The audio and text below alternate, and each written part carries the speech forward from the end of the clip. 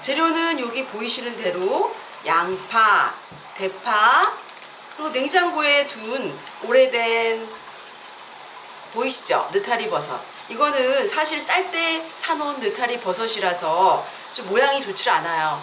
사서 바로 이제 끓는 물에 살짝 데쳐서 둔 것입니다. 그리고 아주 중요한 다시마, 마지막으로 멸치나 디포리입니다. 저는 이 다시마를 아주 많이 좋아하는데요. 이 다시마는 끓이고 난 다음에 그냥 버리지 않고 실제로 아주 잘게 채를 썰어서 국수와 함께 먹으면 좋습니다. 나중에 이것도 한번 채를 썰어서 보여드릴게요. 그리고 여기 보시면 제가 얼려놨던 청양고추가 있어요. 청양고추가 비쌀 때가 있다고 했죠? 그럴 때를 대비해서 쌀 때 많이 사서 냉장고에 넣어놓습니다.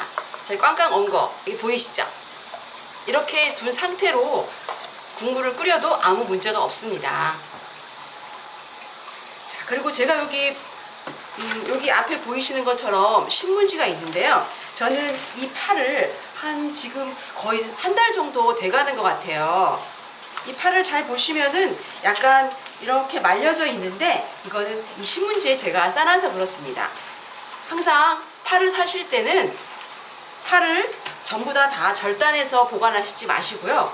위에 부분, 이 위에 부분 있는 이런 잎사귀 부분만 어느 정도 제거를 하시고요. 물론 그것도 버리진 않습니다. 육수를 만들 때 잘 말려서 사용하는 부분이고요.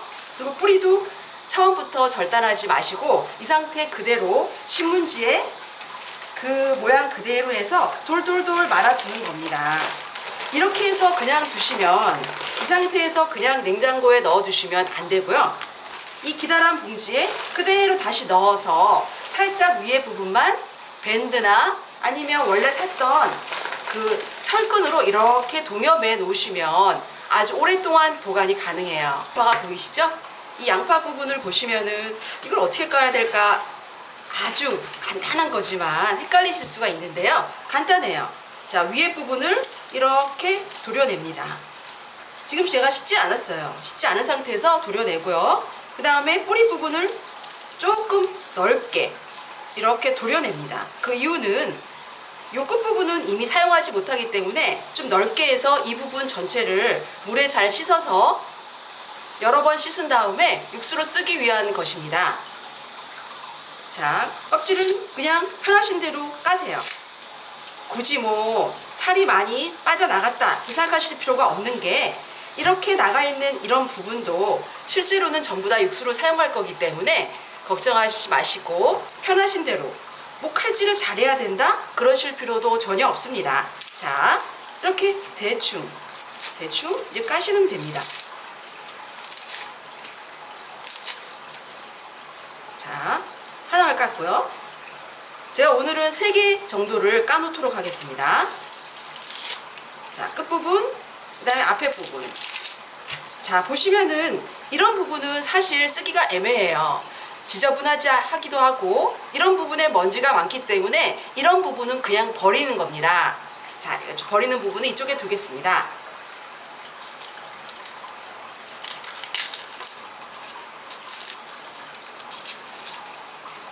자, 편하신 대로 이렇게 편하게 도려내어도 됩니다. 자, 끝에 부분 이런 부분이 있는데요. 이걸 고민하실 필요가 없어요. 이렇게 전체를 이렇게 도려내시면 됩니다. 이 부분 버리지 않으니 걱정하지 마시고 넓게 도려내셔서 이런 부분만, 깨끗한 부분만 실제 요리에 뭐 생식하시거나 요리에 넣어서 드시면 됩니다. 자, 두 번째 만들어 놨고요.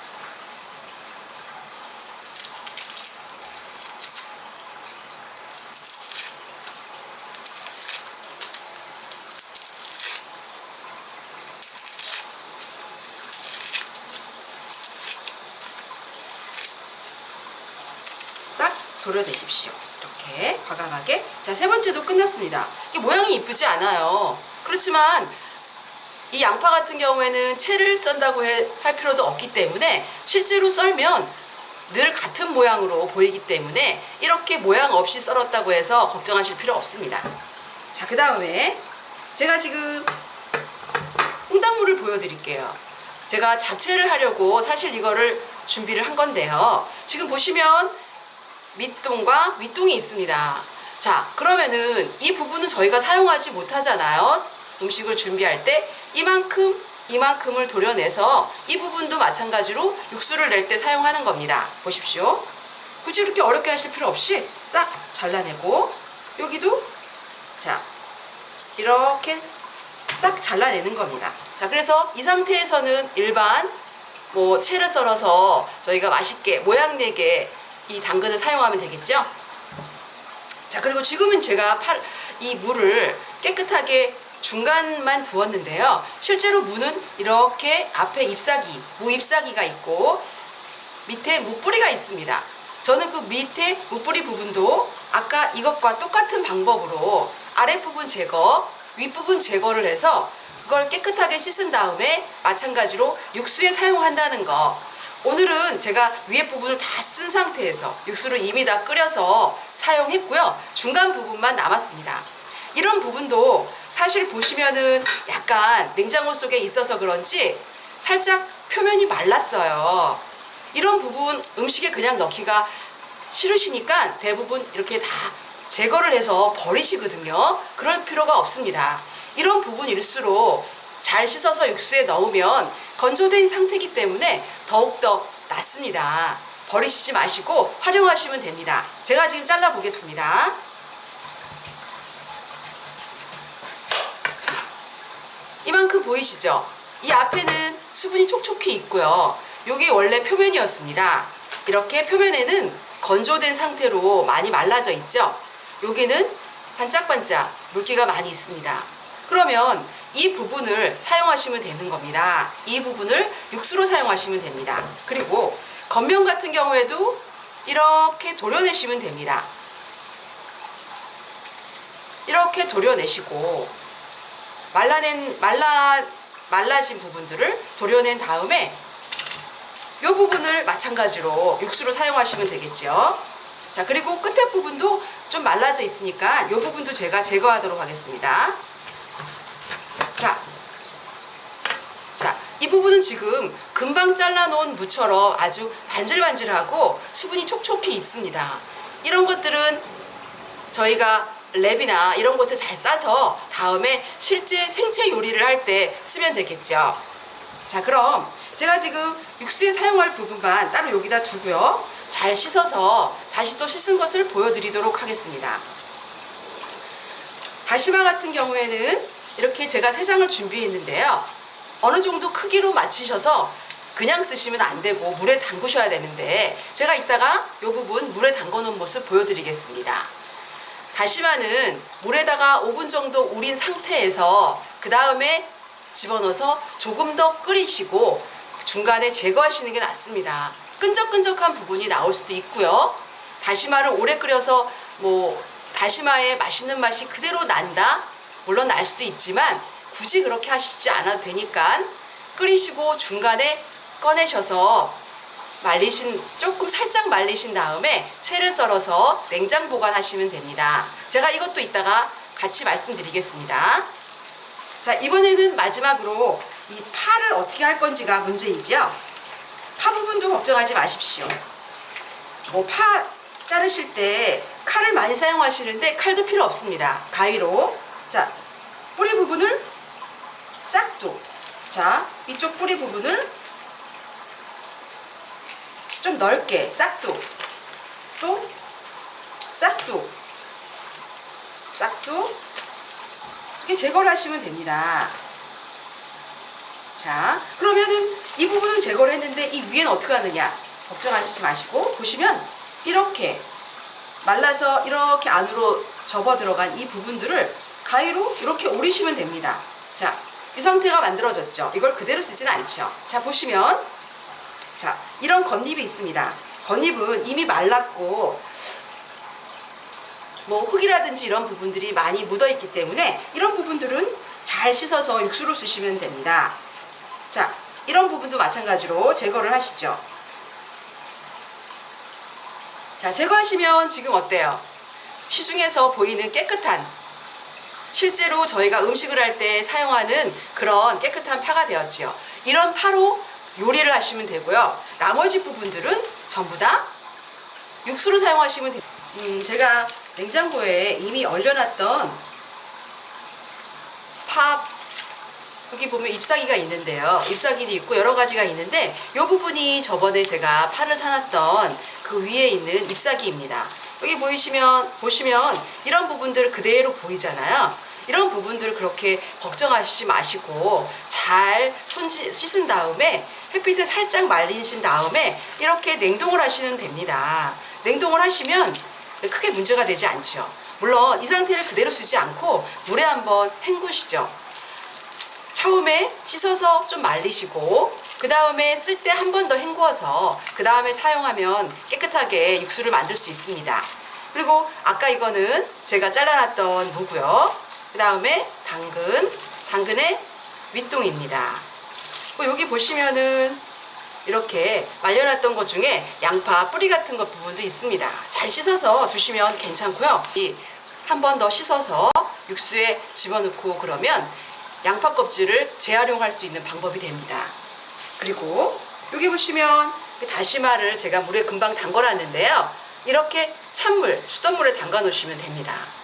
그냥 편하게 하세요. 이런 냄비에다가 불을 켜고 조금 달군 다음에 그 다음에 이걸 넣고서 달달달 볶아도 큰 문제 없어요. 이걸 볶은 다음에 살짝 둔 다음에 나머지 재료를 넣고 또 물을 넣고 끓이시면 돼요. 불편한 일을 하시지 마시고 편하게 냄비도 한 개를 이용하셔도 됩니다. 자, 제가 부어버리겠습니다. 자, 부어서 이렇게 달달달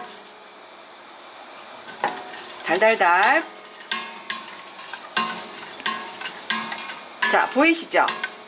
이렇게 지금 냄새가 사실은 이 생선을 구울 때 냄새랑 비슷한 냄새가 나요. 이런 냄새가 참 사실은 저는 좋아하는데 이게 냄새를 맡으실 수 있으면 얼마나 좋을까요? 지금 살짝 연기가 나요. 근데 이럴 때는 걱정하시지 마시고 어차피 지금 말라있는 생선 등을 볶는 거기 때문에 연기가 나는 거고요.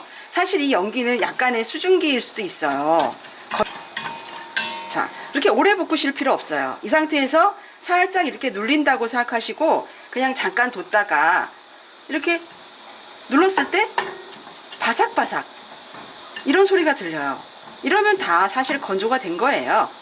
이거는 아까 제가 보여드렸던 냉동된 고추였고요. 그다음에 지금 씻어놔서 약간 좀 이게 지금 눅눅해진 것 같은데 사실은 그 문제는 없습니다. 깨끗하게 씻었다는 걸 확인시켜 드리는 거고요.